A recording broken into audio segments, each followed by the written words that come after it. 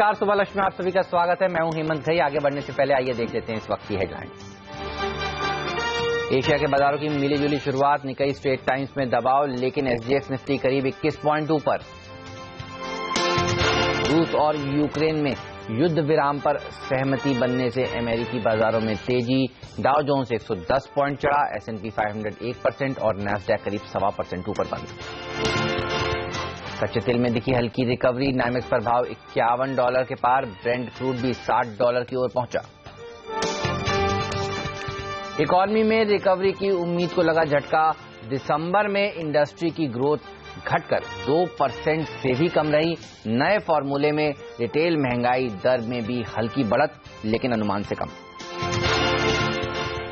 बाजारों की नजर होगी आज एसबीआई और एमएनएम के नतीजों पर। तीसरी तिमाही में एसबीआई का मुनाफा 50% बढ़ने का अनुमान, मगर स्लिपेजेस हो सकते हैं गहरे, लेकिन एमएनएम की आय में 13% गिरावट की आशंका, कमजोर नतीजों की आशंका दोनों ही कम थी। दिसंबर तिमाही में कोल इंडिया और भेल के अनुमान से खराब रहे नतीजे। आज दोनों कंपनियों के मुनाफे में दिखा दबाव, शेयर पर प्रेशर पड़ सकता है आज।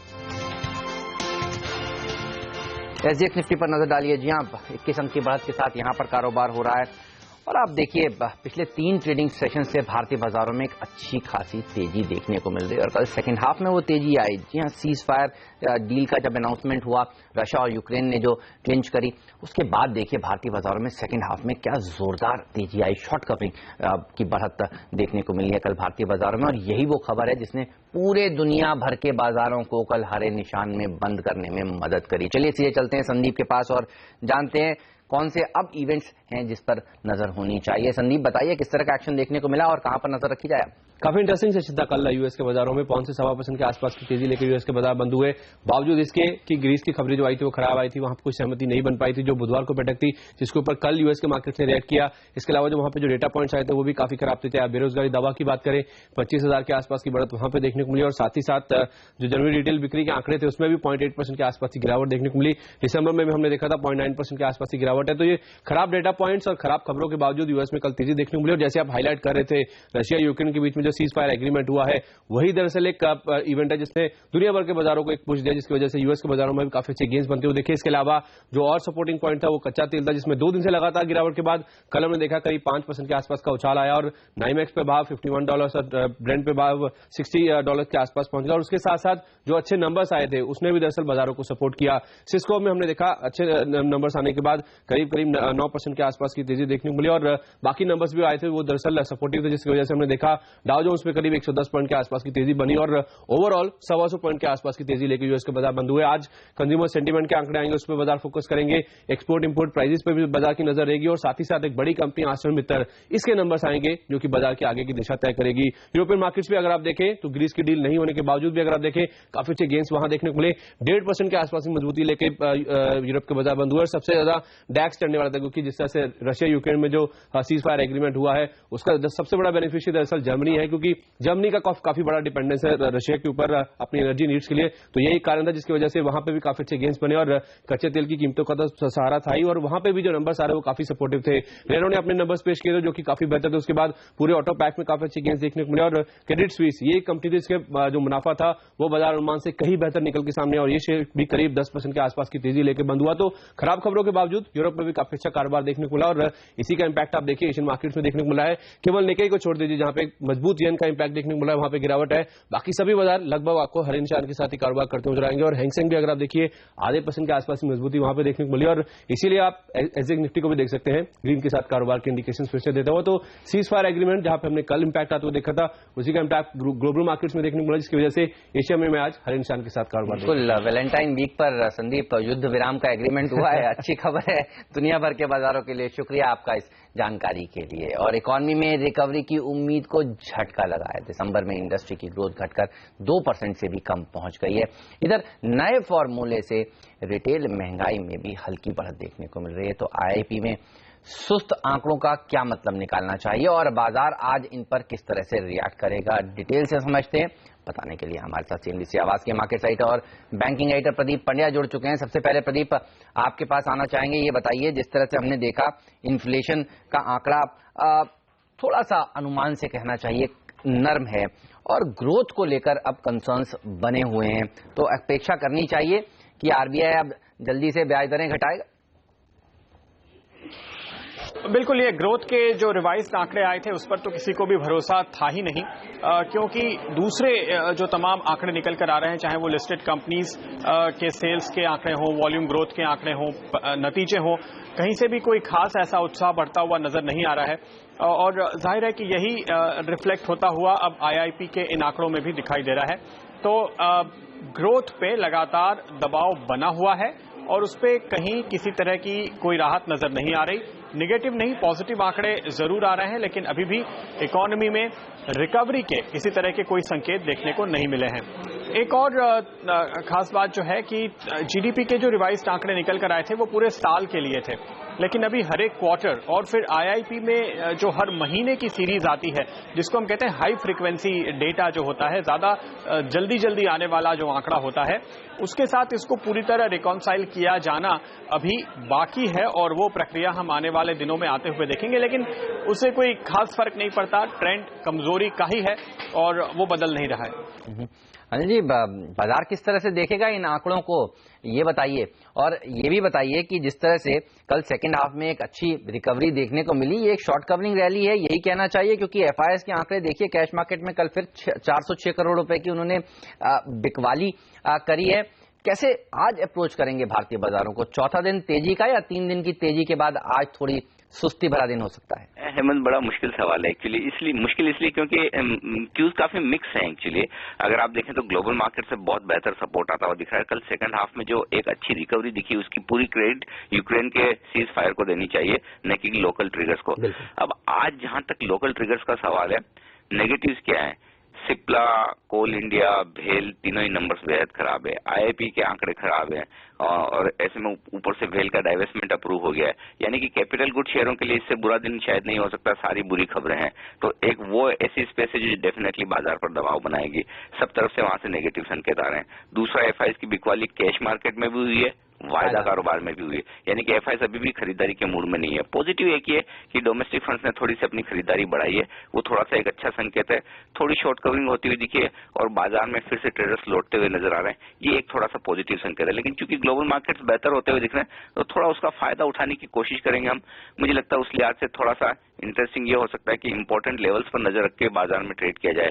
अब लोअर साइड पर जो सपोर्ट आता हुआ दिख रहा है वो कहीं कहीं 8625 के आसपास आता हुआ दिख रहा है और 8700 के ऊपर जो हमने क्लोजिंग दी है वो एक क्लोजिंग अच्छी कही जा सकती है। तो आज 8700 के लेवल को अगर हम शुरुआती कारोबार में होल्ड कर पाए तो फिर बाजार थोड़ा और ऊपर जाने की कोशिश कर सकता है, अपसाइड बन सकती है। तो थोड़े वॉलेटाइल ट्रेड्स हो सकते हैं। स्टॉक स्पेसिफिक एक्शन आज भी रहेगा, इसमें कोई डाउट नहीं है। और नतीजों के लिहाज से आज फिर से बड़ा दिन है, काफी छोटी और मझोली कंपनियों के नतीजे आने हैं। तो स्टॉक स्पेसिफिक एक्शन पर फोकस रखते हुए मेरे ख्याल से पॉजिटिव बायस के साथ ही बाजार में उतरना ज्यादा ठीक रहेगा, क्योंकि जब तक ग्लोबल मार्केट्स बहुत बुरे ना हो और वहां से पॉजिटिव खबरें आने के संकेत ज्यादा हो तो फिर भारतीय बाजारों का मोमेंटम बरकरार रहना चाहिए। बिल्कुल, शुक्रिया अनिल। और लंबी लिस्ट है छोटी मझोली कंपनियों के जिनके नतीजे आने जाने वाले हैं, लेकिन एसबीआई और एमएनएम के नतीजे निराश कर सकते हैं, इस तरह की अपेक्षा बाजार लगाकर बैठा है। तो ये दो नंबर्स पर भी सबकी नजर रहेगी। ऐसे में अब आपको निफ्टी को किस तरह से ट्रेड करना चाहिए और कौन से शेयर हैं जहां पर नजर बनाकर रखनी चाहिए, चलिए समझते हैं। हिम सिक्योरिटीज के मनोज सचदेव हमारे साथ जुड़ चुके हैं।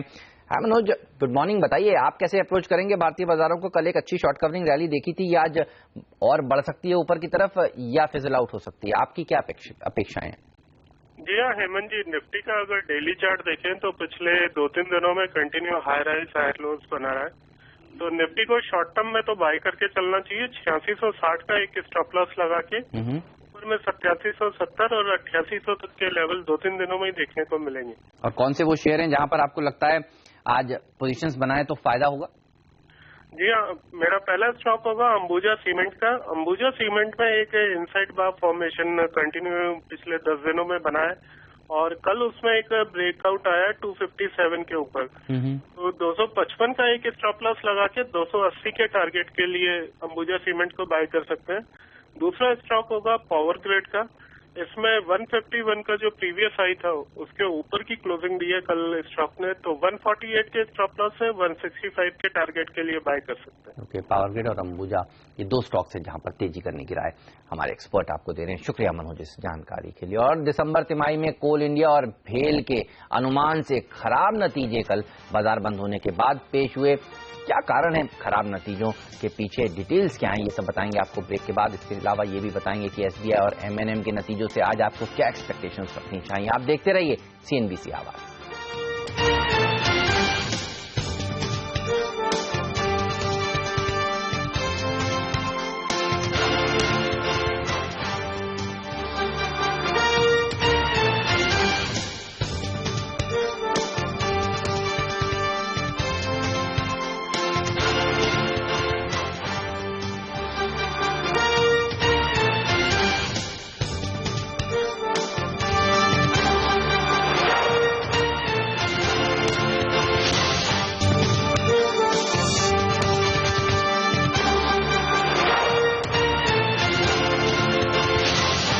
स्वागत है आप सभी का सीएनबीसी आवाज पर। अर्निंग सीजन चल रहा है और देखिए दिग्गज कंपनियां जो हैं वो कमजोर नतीजे ही पेश कर रही हैं। कल कोल इंडिया के नतीजों ने भी जी हां बाजार बंद होने के बाद निराश किया है। मुनाफा देखिए 16% घटा है, 3,262 करोड़ रुपए के आसपास आया है।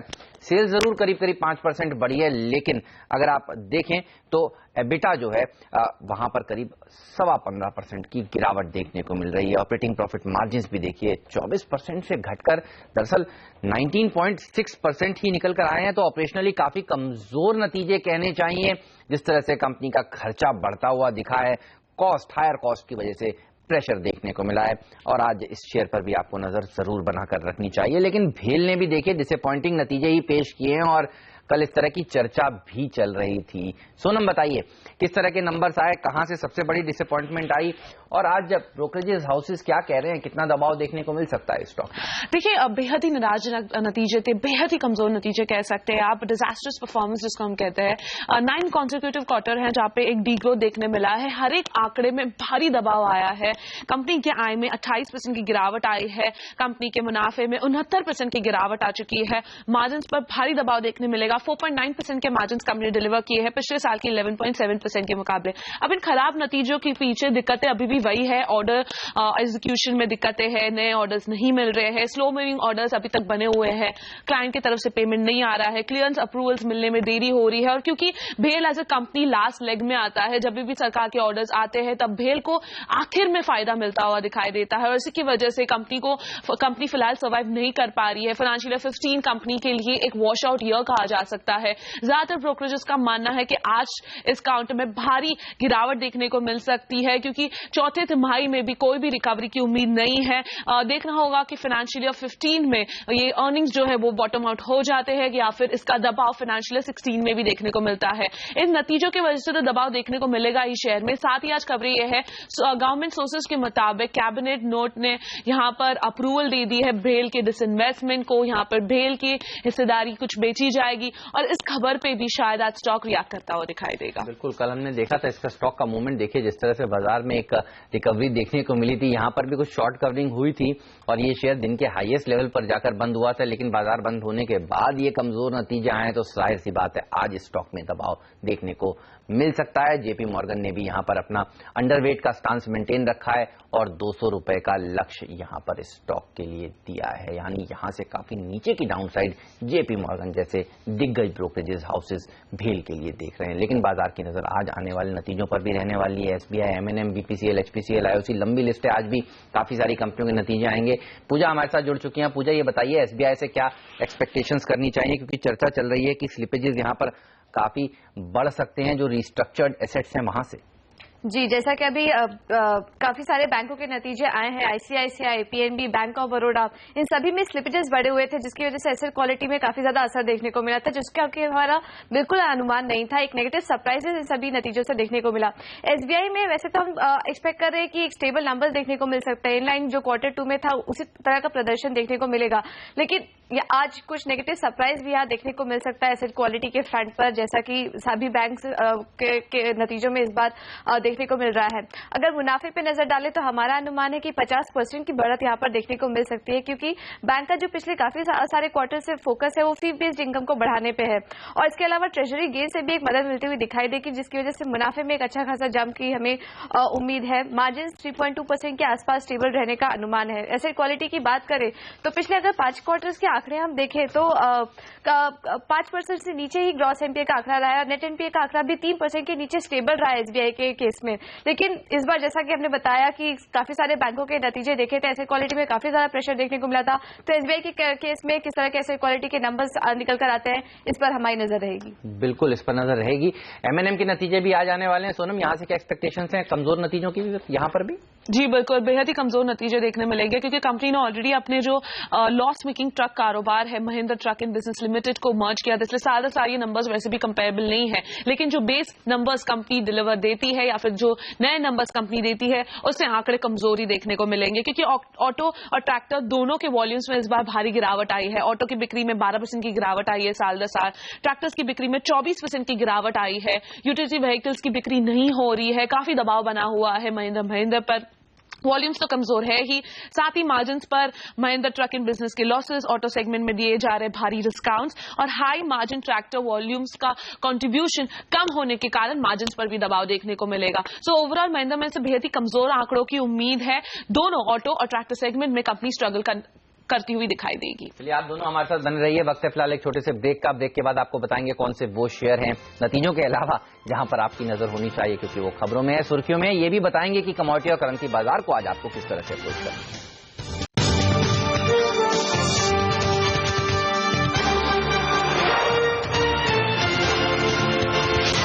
सभी का एक बार फिर से स्वागत है। वक्त हो गया अब ये जानने का कि कौन से स्टॉक्स को आपको आज रडार पर रखना चाहिए, और बताने के लिए हमारे साथ बनी हुई हैं पूजा त्रिपाठी और सोनम मेहता। सोनम और पूजा, बताइए कौन सी कंपनियां हैं आज जो सुर्खियों में खबरों में?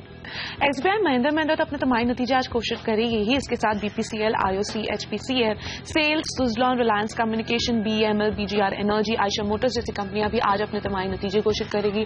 तो इन सारे काउंटर्स पर आपकी नजर होनी चाहिए। सिप्ला के काउंटर पर नजर करेगा। यहाँ पर कल मार्केट हाउस के बाद इसके नतीजे आए हैं। आय का आंकड़ा और मुनाफे का आंकड़ा दोनों निराशाजनक है, उम्मीद से थोड़े से कमजोर है, लेकिन ऑपरेशनली हमारी उम्मीद से बेहतर आंकड़ा घोषित किया है। आय में 6.5% की बढ़ोतरी हुई है, मुनाफे में 15% की बढ़ोतरी, मार्जिन 20% के डिलीवर हुए हैं पिछले साल के 18% के मुकाबले।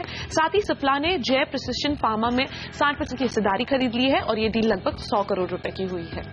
स्पाइसजेट की नतीजों की बात करें तो यहाँ पर जो दिक्कतें चल रही थी उसका असर यहाँ नतीजों पर भी देखने को मिला। खराब नतीजे देखने को मिले हैं, लॉस बढ़कर करीब 275 करोड़ हो गए। कंपनी को 295 करोड़ का कुछ एक्सेप्शनल एक्सपेंसेस हुए हैं, कुछ अनप्रोडक्टिव लीज रेंटल और जो अर्ली कॉन्ट्रैक्ट टर्मिनेशन हुआ है उसके चलते कुछ एक्सेप्शनल एक्सपेंसेस हुए हैं। अगर वो नहीं होता तो कंपनी 20 करोड़ का लॉस पोस्ट करते हुए नजर आती है। इसके अलावा कंपनी की जो ओवरऑल कैपेसिटी भी है उसमें भी 30% के डिक्लाइन देखने को मिला है। तो ओवरऑल खराब नतीजे यहाँ पर स्पाइसजेट के फ्रंट पर। ग्लेनमार्क फार्मा के भी नतीजे बेहद ही खराब है, जहां पे फॉरेक्स लॉस के कारण दबाव बना है।